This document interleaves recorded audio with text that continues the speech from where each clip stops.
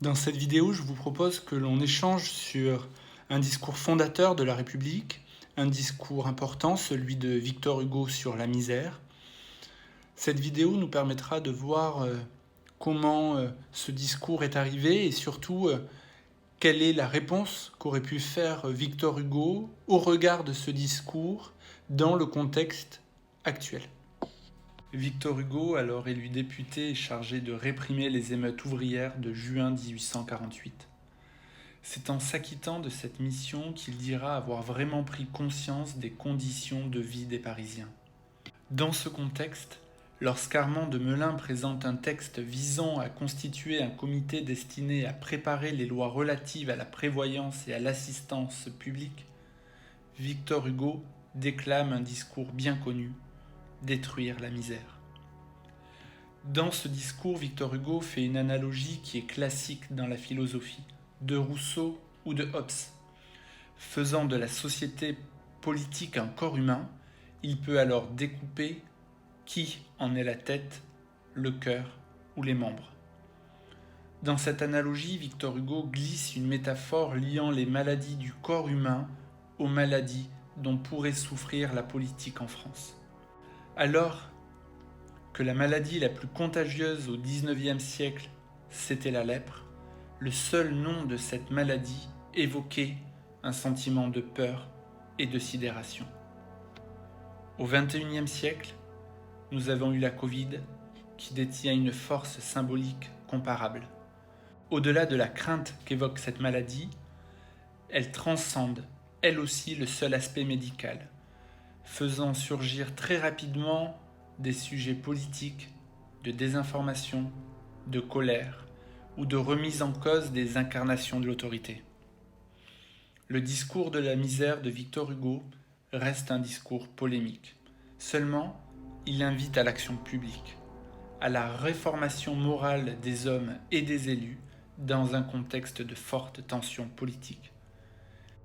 La première phrase, « Je ne suis pas, messieurs, de ceux qui pensent que l'on peut supprimer la souffrance en ce monde », relève un esprit de concession destiné à adopter le point de vue de ses opposants potentiels pour les désarmer. Cette figure de style, aussi appelée captation de la bienveillance, marque ce discours au centre de l'échiquier politique, comme le démontrent les commentateurs de l'époque. Il y a donc de nombreuses correspondances entre ce discours et la situation sanitaire et politique actuelle. Il devient alors intéressant de se questionner sur ce qu'aurait dit Victor Hugo aujourd'hui. Le discours dont nous parlons est accessible sur le site de l'Assemblée nationale.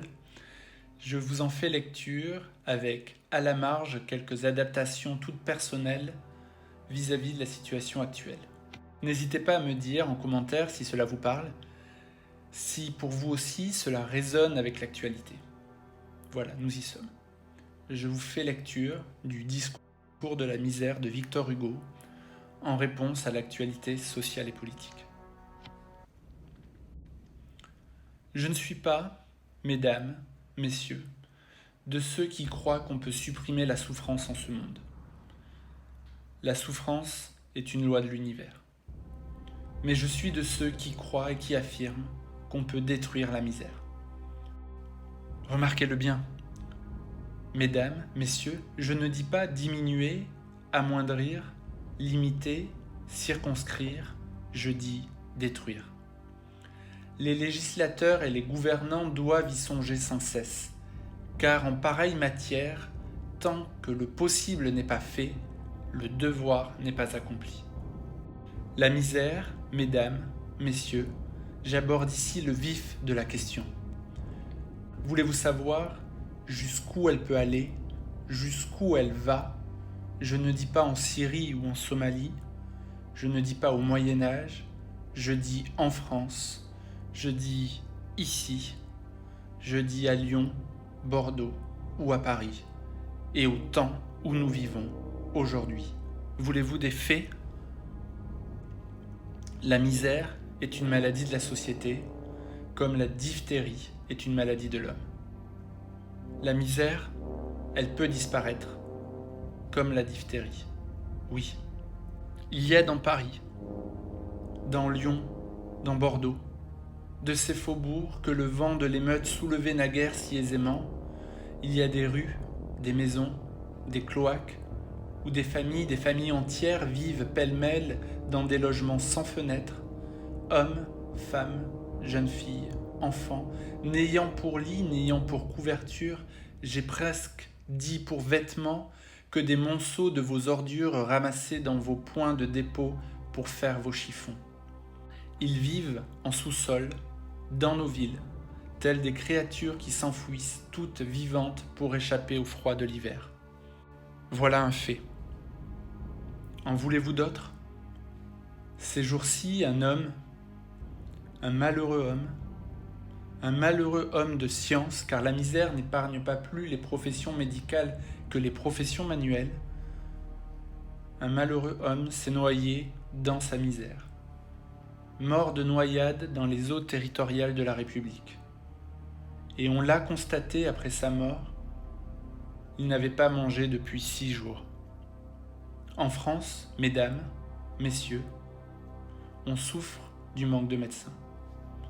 Et ceux qui viennent se réchauffer aux lumières des valeurs de l'exil et de la République, du pays des droits de l'homme et du citoyen, et ceux-là se noient par centaines de milliers à nos frontières méditerranéennes dans l'indifférence la plus totale.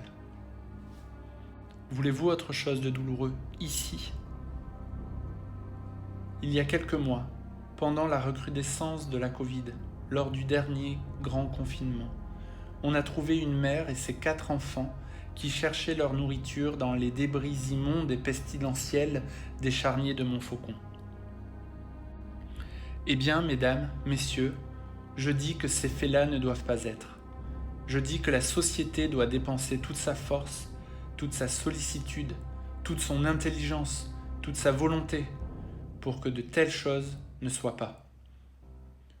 Je dis que de tels faits, dans un pays civilisé, engagent la conscience de la société tout entière. Que je m'en regarde, moi qui parle, comme complice et solidaire, et que de tels faits ne sont pas seulement des crimes envers l'homme, que ce sont des crimes envers ce qu'il y a de plus haut, envers ce que vous estimez le plus. Vous n'avez rien fait, j'insiste sur ce point. Rien fait tant que l'ordre matériel raffermi n'a point pour base l'ordre moral consolidé. Mesdames, messieurs, où sont vos amis d'hier quand vous craignez pour la pérennité de votre siège ? Où sont vos grandes idées sur la fraternité quand il s'agit de partager la chaleur et la lumière ?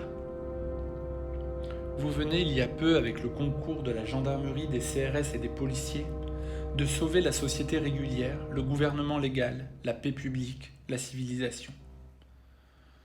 En nous sauvant des bonnets rouges ou des gilets jaunes, vous avez fait une chose immense. Eh bien non.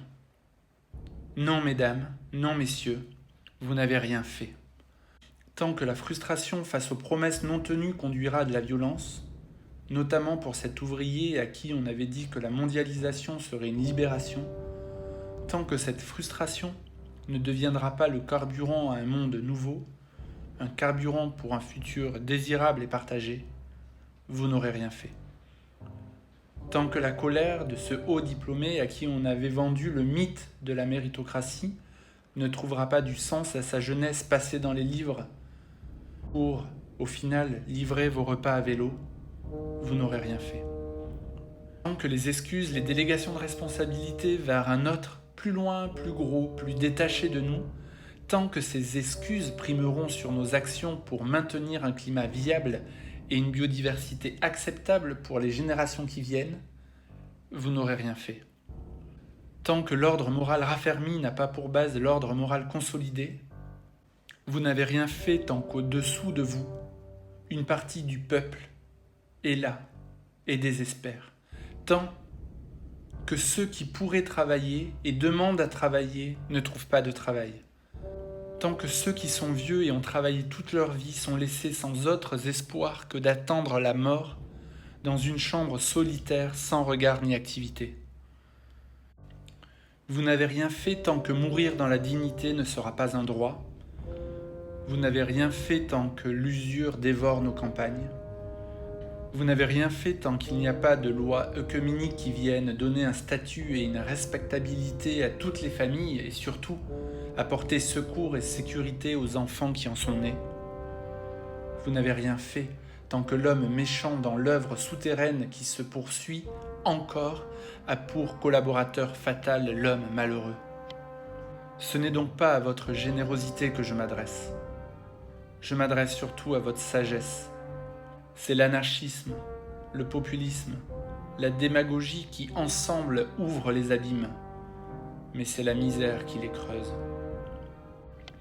Vous avez fait des lois contre les séparatismes, faites-en contre la misère.